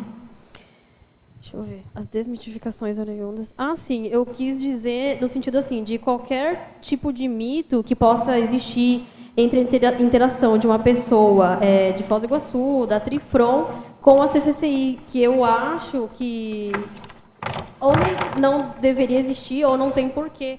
Eu acho que dá para conviver, entendeu? O pessoal da Cognópolis, de Foz do Iguaçu, com a Trifron. Eu acho que não tem esse mito de, eu sou da Conscienciologia ou não sou. Mas, assim, uma coisa que eu percebo dos meus contatos do Facebook, por exemplo, ex-colegas da faculdade, que existe esse... eu não sei te explicar, essa barreira, essa interiorose, sabe? De, eu não vou lá, não vou, eles não vão me entender, não sei o quê. Mas eu acho que não deveria existir esse mito. Não sei se vocês conseguiram captar, não sei explicar direito. Mas uma coisa que eu acho percebi. que está claro. E a proposta aqui é justamente a desmitificação a partir de uma interação, de uma interatividade, né? Normal. E a questão de a hora que a pessoa, por exemplo, visita aqui o CAEC, né? Conhece melhor como funciona as ICs. Exatamente. E as atividades em geral da Conscienciologia, e a pessoa vê que não é bem como alguns dizem, né? Tem um mito aqui comum, né? Todo mundo que mora sabe. Que o pessoal da Conscienciologia não gosta de crianças. Já ouvi isso. E, nossa, imagina. Se veste de branco, não casa. Tem vários mitos, né? Que a convivência, claro, que vai desmascará-los e... Claro. Ninguém come criancinha isso, aqui. Ninguém Também come. Não desce disco voador aqui no CAEC. Né? Infelizmente ainda não. Quem sabe um dia, ou paradiscos voadores. Né? Exatamente. Olha, Cal, o nosso tempo esgotou. A gente agradece muito a sua participação. E conforme você mesma já anunciou, aguardamos aí o próximo verbete, tá certo? Sobre a sua família, não é isso? Multicultural. Vai ser ótimo. Muito enriquecedor o tema aqui. Foi muito bom, muito tarístico. A gente agradece muito a presença de todos vocês, tertulianos e teletertulianos. E vamos então aos nossos comerciais tarísticos.